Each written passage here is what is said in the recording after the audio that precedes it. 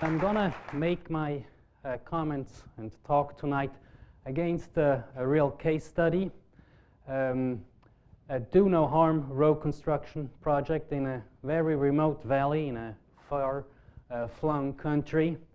That means the company I'm a partner in and that I helped to co-found, have been tasked to do a mid-term project, do no harm context analysis. The project as such had a very positive impact. For example, it raised income levels for farmers throughout the area. However, it also came at a very high cost, as you can see on this slide. For each kilometer of road built, civilians and armed militias were killed. So how do we manage negative impacts of development projects, and how can we exploit the positive impacts? And the argument I'm going to make throughout this talk is by better understanding the concepts of complexity and emergence. The usual way we go about is understanding the levers through which we interact with the systems in which we are working. Some of these levers are, for example, actors. On the left side, a local employee of the organization who built the road. In the middle, an international consultant. On the right side, a guardsman of a local militia active in the area. But we don't want to know only the actors, which we in our case did by doing social network analysis. We also want to know about their reasoning, about their behaviors. How do they make decisions? And what kind of actions do they take? In our case, we used a participatory gaming approach to better understand how farmers, traders, shopkeepers, power brokers make decisions in this particular valley.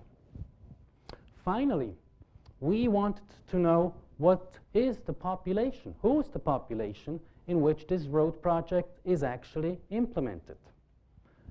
To do so, we conducted a population synthesis, which is basically about estimating each and every unit in a given population on the individual and on the household levels with regard to age, income distribution, where do they live, how much land do they hold, and so forth. But the question is this really enough? Well, I would probably say no, because what we really want to know is what are the consequences of our actions operating in a given social system. And understanding the consequences of our actions has a lot to do with understanding the system in which we operate. So how can we go about that?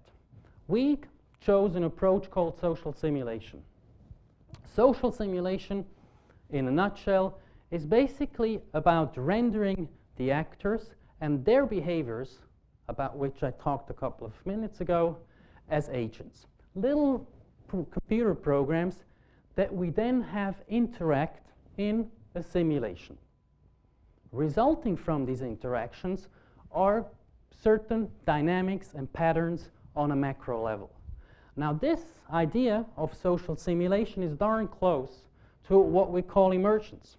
And emergence is a key concept in complexity. But the problem with this is that we look at only emergence between individuals interacting with each other and an emerging macro structure. And I can actually even give you a good example for emergence on the macro level. Here you see, for the area in which the road project was built, the impact the road had on income distributions for farmers. The red dots indicate that after the road project they had less income.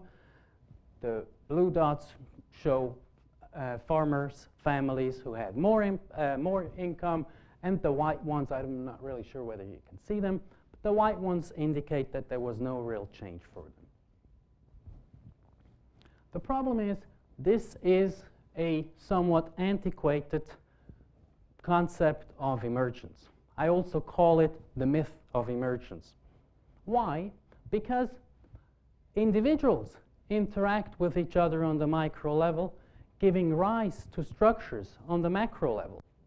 But these macro patterns and dynamics do feed back into the micro level and change individuals' behaviors and therefore interactions.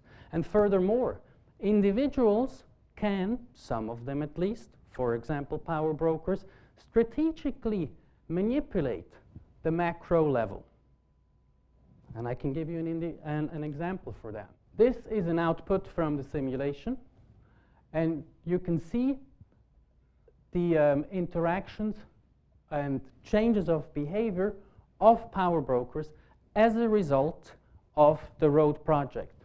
Two power brokers on the top left have a substitution effect with regard to their power base. Some of their patronage network is changing from one power broker to the other power broker because the road project introduced different resource transfers and streams.